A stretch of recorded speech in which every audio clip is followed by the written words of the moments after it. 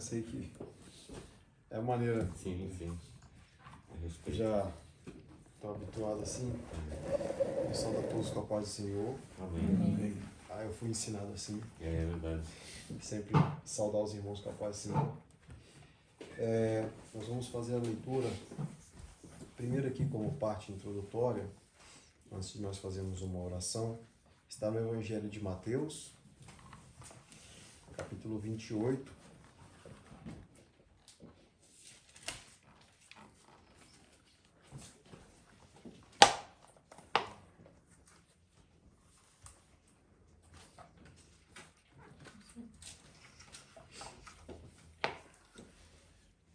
Mateus 28, versículos do 18 ao 20.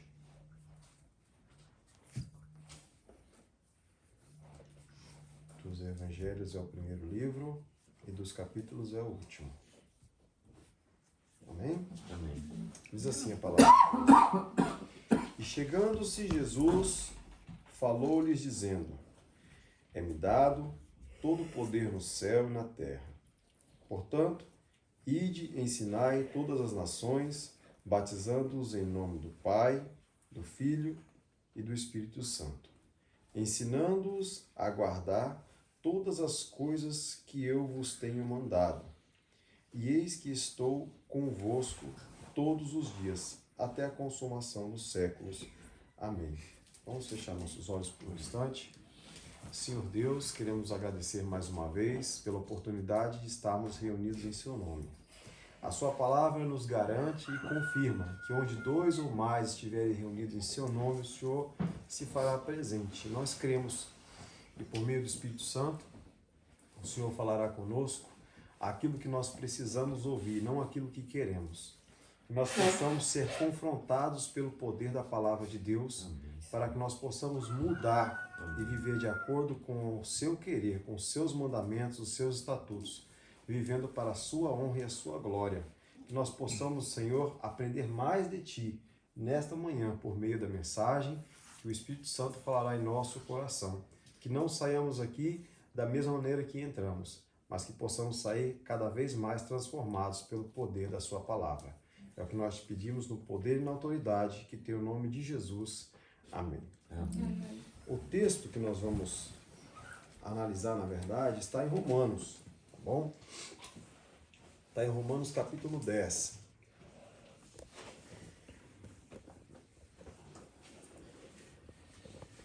Acabei de falar aí dos evangelhos, né? São 4 livros: Mateus, Marcos, Lucas, João, depois Atos e logo em seguida Romanos.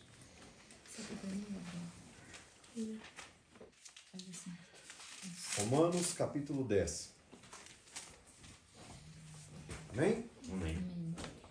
Versículos 14 ao 17. Diz assim: Como, pois, invocarão aquele em quem não creram? E como crerão naquele de quem não ouviram?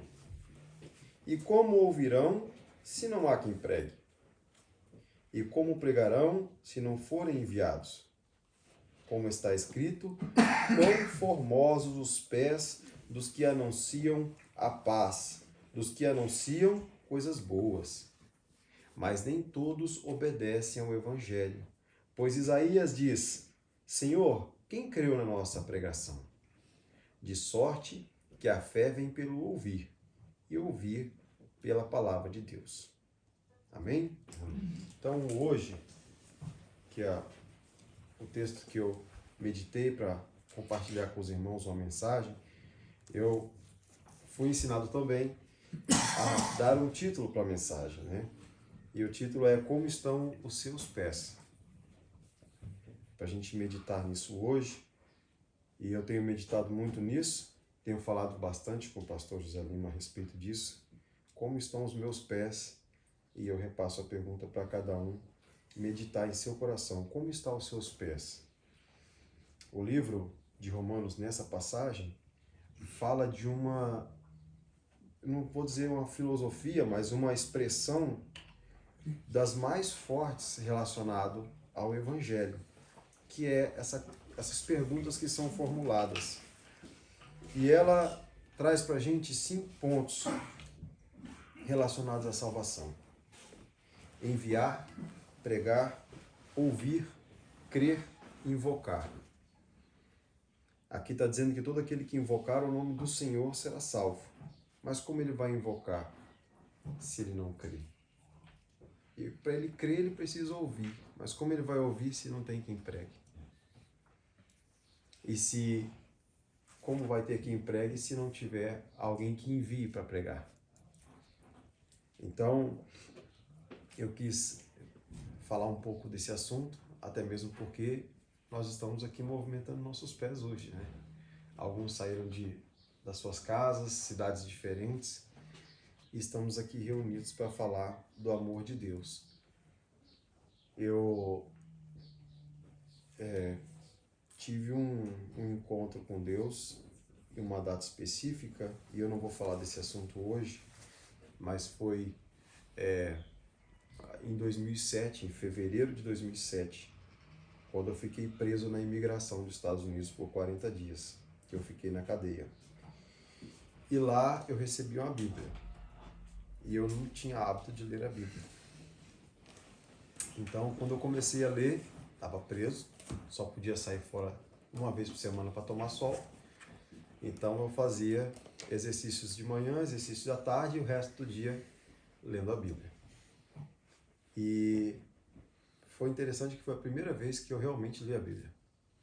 Eu vinha de uma religião que a gente não tinha hábito de ler a Bíblia. Era entregado um jornalzinho e era só aquelas frações ali, né? Já com a interpretação editada, vamos dizer assim, adulterada. E aí quando eu comecei a ler, eu comecei a pensar, poxa, isso aqui eu não faço, mas está dizendo para fazer. E aí a outra estava dizendo assim, isso aqui eu faço, mas está dizendo para não fazer. E quanto mais eu lia, mais vontade eu tinha de ler. Pela primeira vez eu não comecei a ler, falei, nossa, eu recebi um livro chamado Uma Vida com Propósito, de Rick Warren. E ele tinha como propósito 40 lições para estudar. Eu fui para a corte, fui julgado, eu ia ficar entre 1 ano e 1 ano e meio preso. E depois disso eu estava proibido de pisar o pé nos Estados Unidos por 10 anos. Se eu pisasse lá de novo, eu fosse pego, eu iria para a penitenciária federal, eu pegaria de 10 a 20 anos de prisão. Eu comecei a ler esse livro. Esse livro ele tinha uma história, no final da história ele tinha um versículo para ler. E no último capítulo da lição, eu lia sempre de madrugada, porque eu dividia o meu quarto com 60 pessoas. E conversava muito e eu gosto de ler com silêncio. Então, de madrugada, 2 horas da manhã, eu estava lendo a última lição e um guarda bate a porta e pergunta: Who is David Souza? Quem é David Souza?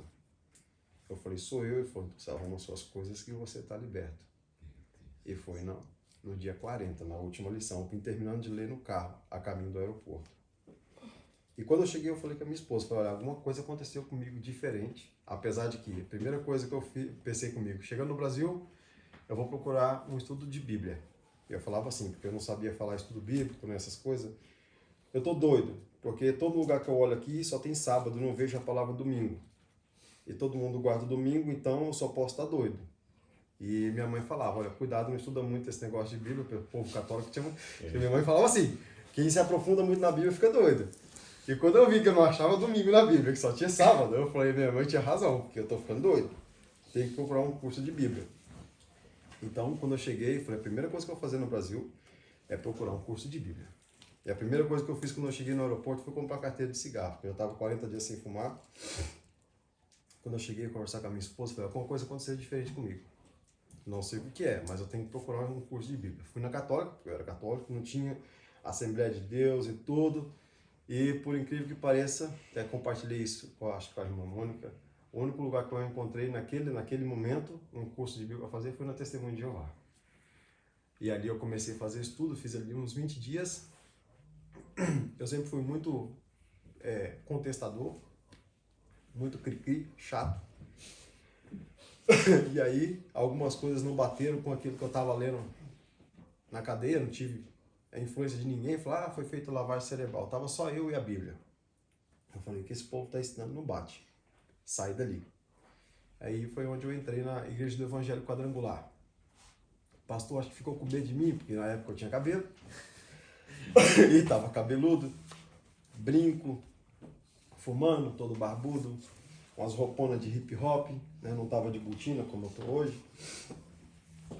E aí, um dia meu colega me chamou para ir na igreja, eu fui, comecei a frequentar lá, enfim. Fiz a ITQ, que é o Instituto Teológico Quadrangular, para poder provar que eu estava ficando doido. Que esse negócio de sábado não dá certo, a igreja quadrangular não guarda o sábado. Mas quanto mais eu estudava na faculdade teológica da quadrangular, mais eu cria. E um dia eu mandei mensagem para o meu pastor, eu falei, não posso mais ir para a igreja. Eu morava no sítio, aqui vocês falam na fazenda, na região agrícola. Ele foi até minha casa e começamos um debate teológico na represa recém-construída, que a gente mexia com peixe lá, até falei com o irmão.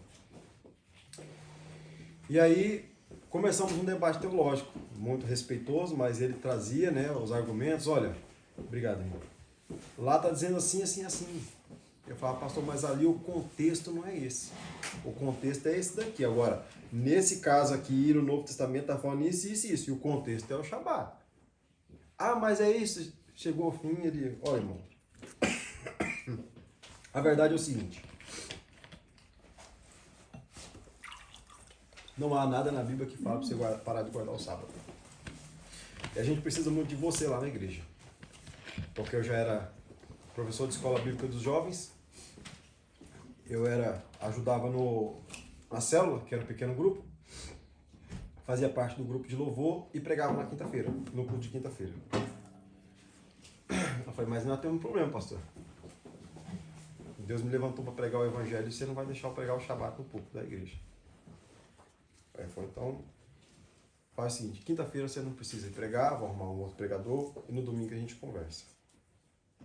E naquela semana eu comecei a pesquisar sobre todas as igrejas que guardavam o sábado, que para mim só existia Adventista do Sétimo Dia.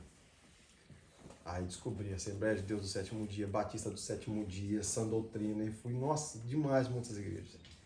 Entrava no site oficial, pegava a profissão de fé delas, essa aqui eu não concordo, essa aqui eu não concordo, essa aqui não está batendo com a Bíblia. Peraí, essa daqui fala que pode guardar o sábado, mas pode comer tudo quanto é tipo de coisa. Essa aqui fala que o sábado começa meia-noite. Até que eu cheguei na Adventista da Promessa. Foi o início de fevereiro de 2012. Entrei em contato com a minha tia e ela disse que tinha um curso de teologia na igreja. Na época chamava FATAP. Conversei com o pastor falou, olha, nós temos no último final de semana dos meses pares o encontro. Vai ter um agora se você quiser ir. Eu vou, mas olha, sem compromisso. Tá bom. Fui. 100 e poucos quilômetros de moto, com a mala amarrada na garupa da moto. Fiz sexta, sábado, domingo. Nunca vi uma coisa tão maravilhosa daquela. Os homens sabiam tudo da Bíblia. Tudo que eu perguntava, eles sabiam. Quando terminou, eu falei, pastor, eu quero me matricular. Ele falou, não, você já está matriculado. Amém. Eu já sabia que você ia se matricular. E aí, foi onde eu ingressei na FATAP, um ano atrasado, porque o grupo começou em 2011, então eu tive que fazer os meses ímpares também para poder acompanhar os irmãos. E minha última aula foi no final de semana de fevereiro de 2015, Apocalipse. O meu professor foi o pastor Zé Lima. Então, assim, toda essa história, de onde é o pastor Zé Lima, de onde eu sou, a minha esposa veio de São Paulo, de onde vocês são, e hoje a gente está reunido aqui. E aí a pergunta, como estão os seus pés? Quão formosos os pés de quem anuncia coisas boas, né? Mas como a gente vai anunciar coisas boas se não tem quem envie? Se enviar e a gente falar, eu não sei se eu sirvo para isso, eu não tenho talento. E eu parei para imaginar a situação que vive a Europa atualmente, o mundo, né? Mas como nós estamos na Europa, eu estou aqui, eu tenho que analisar a realidade aqui. Em 1500, eu acho que 22, foi realizado o primeiro culto no Brasil. Veio um pastor francês. Em 1600, abre a primeira igreja protestante no Brasil. E por aí vai. Igreja presbiteriana foi fundada por um inglês. Igreja batista, não lembro agora se foi na Suíça ou coisa assim, com pastores que vieram da Holanda. Enfim, o berço do cristianismo protestante é europeu. E hoje, segundo as pesquisas, 70% dos jovens no Reino Unido se declaram não religiosos ou ateus. E, de acordo com as pesquisas, 1% de Portugal é protestante. De toda a população. 11 milhões, apenas 1%. No Brasil, a gente tem aí, acho que 30%, né? São 40 milhões de evangélicos, quase 4 vezes a população de Portugal. O cristianismo hoje existe no Brasil porque portugueses chegaram lá para pregar a palavra de Deus para índios, né? E hoje a gente está aqui anunciando a palavra de Deus para os portugueses. Então, como estão os seus pés? Quão formosos são os pés de quem anuncia a palavra?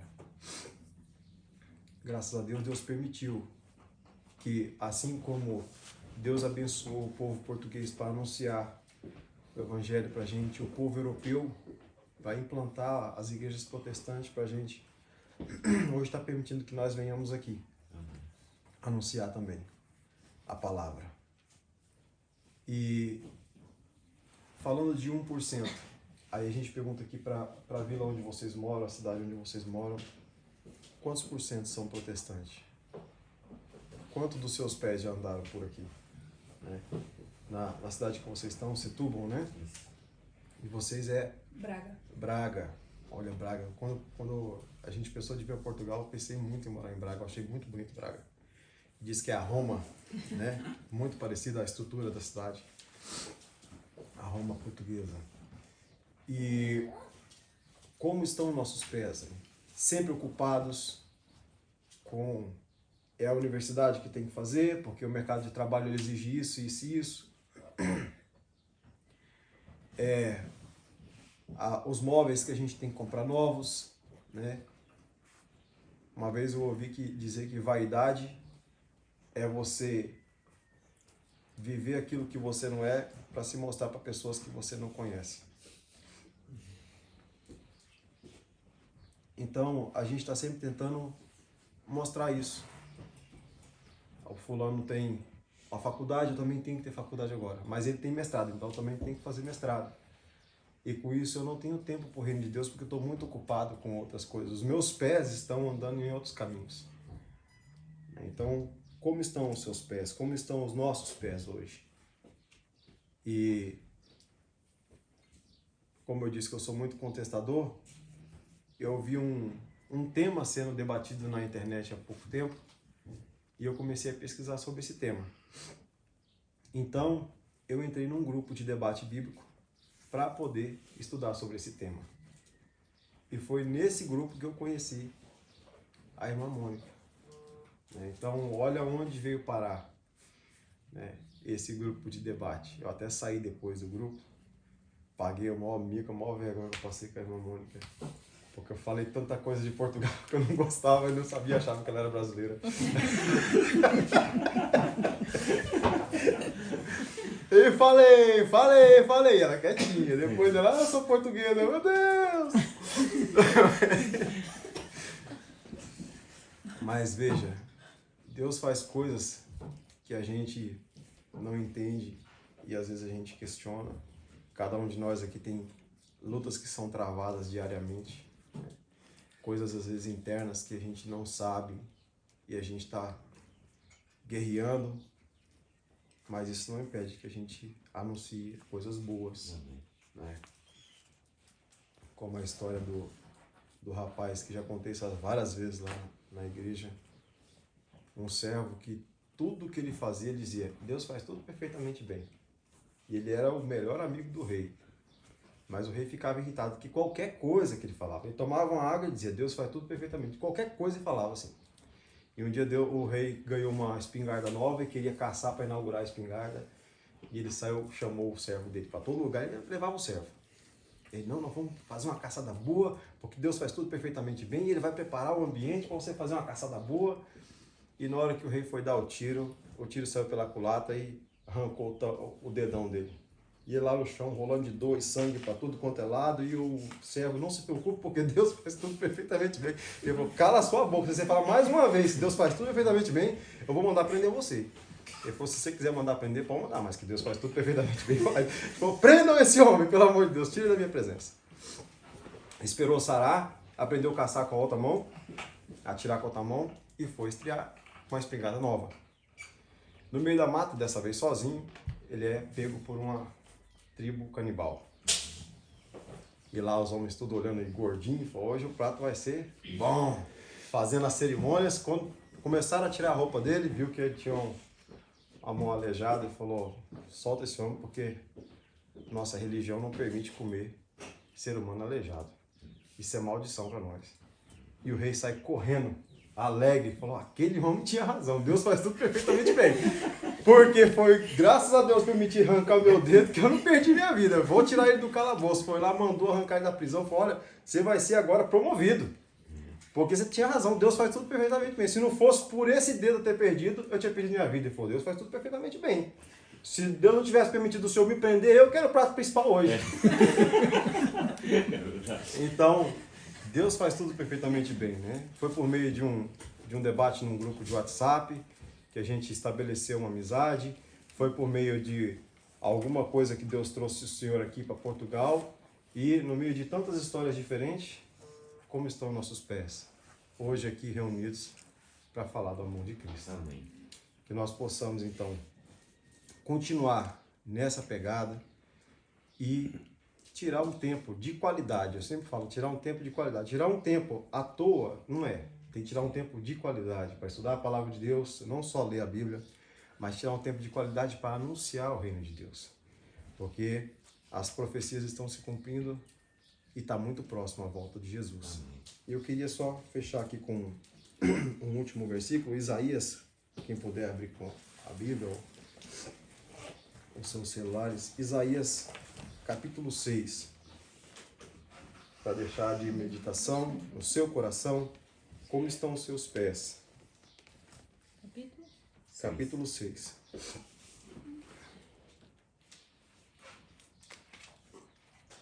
Desde o versículo 1? Não. Amém? Amém. Ok. Isaías capítulo 6, versículo 8.